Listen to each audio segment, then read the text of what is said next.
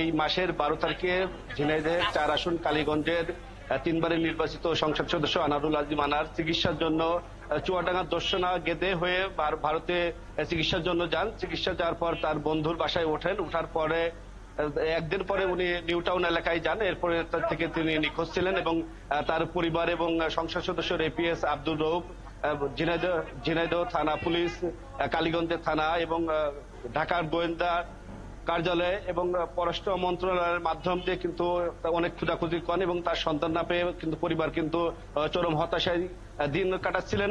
গত রাতেও ঝিনাইদহের কালীগঞ্জ থানায় কিন্তু তার পরিবারের পক্ষ থেকে আরো একটি জিডি করা হয়েছে। একজন নিখোঁজ হওয়ার পরে এতদিন পরে আজকে যখন গণমাধ্যমের মাধ্যম দিয়ে তার দলীয় নেতাকর্মীরা এবং স্বজনরা যখন শুনতে পান যে নিউটাউন এলাকায় তার মরদেহ উদ্ধার করেছে, সেখানে শোকের মাধ্যম চলছে। আমি যদি আপনাকে ক্যামেরা পার্সনের মাধ্যমে দেখাতে চাই, এখানে ঝিনাইদহের কালীগঞ্জ আওয়ামী লীগ কার্যালয়ে যে উপজেলা শাখার ইতিমধ্যেই শত শত দলীয় নেতাকর্মীরা এখানে ভিড় করছেন এবং তাদের মধ্যে যে শোকে স্তম্ভিত হয়ে পড়ছেন। রাজীব, আপনার কাছে একটু জানতে চাই, নিশ্চয়ই আমরা শোকের খবরটি জানবো, তবে তার আগে একটু জানতে চাই 12 তারিখে আনোয়ারুল আজিম গিয়েছিলেন কলকাতায়। সেখানে তার বন্ধুর বাড়িতে তিনি কতদিন অবস্থান করেছিলেন চিকিৎসার জন্য, ঠিক কতদিন পর আসলে যে ফ্ল্যাটটিতে তার মরদেহ পাওয়া গেছে সেখানে তিনি এসেছেন, সেই বিষয়ে পরিবারের কেউ কি কিছু বলেছে এবং কবে থেকে আসলে পরিবারের সাথে তার যোগাযোগ বিচ্ছিন্ন রয়েছে?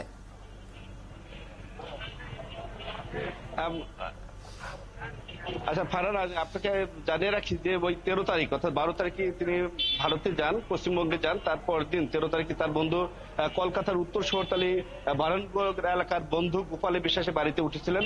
13 মে তার বাড়ি থেকে বের হন একটা ভাড়া করা গাড়িতে যাওয়ার পর থেকে মূলত নিখোঁজ হন আনোয়ারুল আজিম আনার।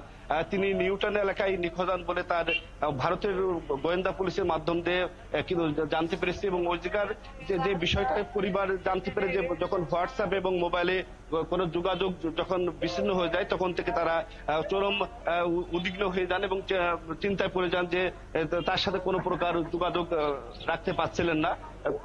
এবং পরদিন যখন 11 দিন পর নিউটাউন এলাকায় থেকে আজকে আসলে তার মরদেহ উদ্ধার করেছে এবং আমরা জানতে পেরেছি যে এই ঘটনায় দুইজনকে ভারতীয় পুলিশ আটক করেছে জিজ্ঞাসাবাদের জন্য।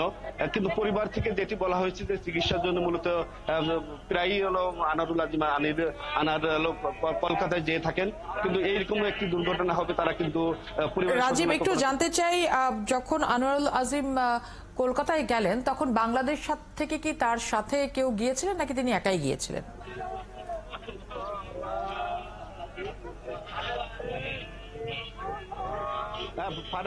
তিনি ঝিনাইদহের কালীগঞ্জ থেকে মূলত একাই গিয়েছিলেন। একটা লাগেজ ছিল তার সাথে, ব্যাগ দিয়ে উনি দর্শনা বর্ডার হয়ে গেদের মাধ্যমে কিন্তু যান এবং ওই জায়গায় তার বন্ধু গোপালের বাড়িতে উঠেন এবং ওই জায়গায় বাংলাদেশ থেকে এবং ঝিনাইদহ কালীগঞ্জ থেকে অন্য কেউ গিয়েছিল কিনা সেটা অবশ্য তার পরিবার জানাতে পারেনি। পরিবার যেটি জানিয়েছে যে তিনি মূলত একাই চিকিৎসার জন্য ভারতে গিয়েছিলেন। ফারহানা, ধন্যবাদ রাজীব, আপনি রয়েছেন আমাদের সাথে। আমরা